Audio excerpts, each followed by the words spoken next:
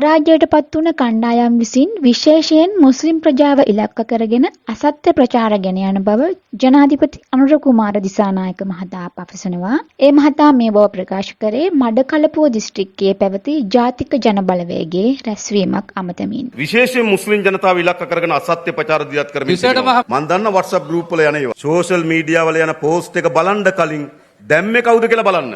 වැඩිපුර කවුද දන්නවද? පිටිපස්සේ ඉන්නේ ගහක්. එහෙම නෙමෙයිද? හැබැයි මම දන්නවා විශේෂයෙන්ම පරාජයට පත්වෙච්ච කණ්ඩායම් විශේෂයෙන් මුස්ලිම් ජනතාව ඉලක්ක කරගෙන අසත්‍ය ප්‍රචාර දියත් කරමින් මුස්ලිම් ජනතාවට සලකන්නේ නෑලු. මුස්ලිම් ජනතාව දිහා බලන්නේ නෑලු. කියනව නේද? මම දන්න WhatsApp group වල යන ඒවා. යනව නේද එහෙම? ඒ කියන්නේ WhatsApp group එකේ social media වල යන post එක බලන්න කලින් දැම්මේ කවුද කියලා බලන්න.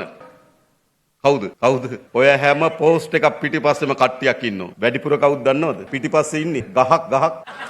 හරිද? මොකෝ කියන්නේ? මේකයි කතාව. ඉන්නවා ඒගොල්ලෝ පරාජිත දේශපාලන ව්‍යාපාර. මම ඕගොල්ලන්ට කියන්නම් විශේෂයෙන්ම අපි ආණ්ඩුව හදපු වෙලාවේ අම්පාර දිස්ත්‍රික්කයේ අපිට മന്ത്രിදුර 4ක් හම්බුණා. අපි සමන්තුර ආසනේ දිනුවා.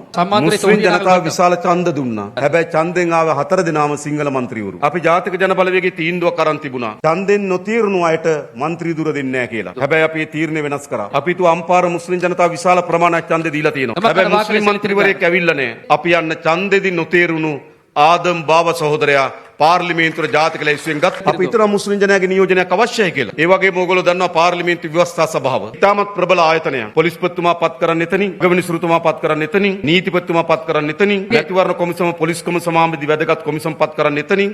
එතන සාමාන්‍යයෙන් ඉන්නේ ජ්‍යෙෂ්ඨ മന്ത്രിවරු. කතානායකතුමා, අගමැතිතුමා, විපක්ෂ නායකතුමා, සභානායකතුමා මේ අයගෙන් තමයි ව්‍යවස්ථා සභාව හැදෙන්නේ. හැබැයි අපි බැලුවා මොකද්ද? ප්‍රබල මුස්ලිම් නායකයෝ හකීම් මහත්තයා රිසාඩ්ලා හිටියේ විපක්ෂේ. හැබැයි ඒගොල්ලෝ කවුරුවත් ව්‍යවස්ථා සභාවට නම් කරේ නැහැ විපක්ෂේ. අපි බලනකොට ව්‍යවස්ථා සභාවේ එක මුස්ලිම් නියෝජනයක් නැහැ. අපි මොකද කරේ? ආධුනික മന്ത്രിවරයෙක් පළමු වතාවට ව්‍යවස්ථා සභාවට පත් කරා. ඉස්සරළම පාර්ලිමේන්තුවට ගියපු කෙනෙක් ව්‍යවස්ථා සභාවට ආවා. ඒ තමයි ආදම් බාව සහෝදරයා.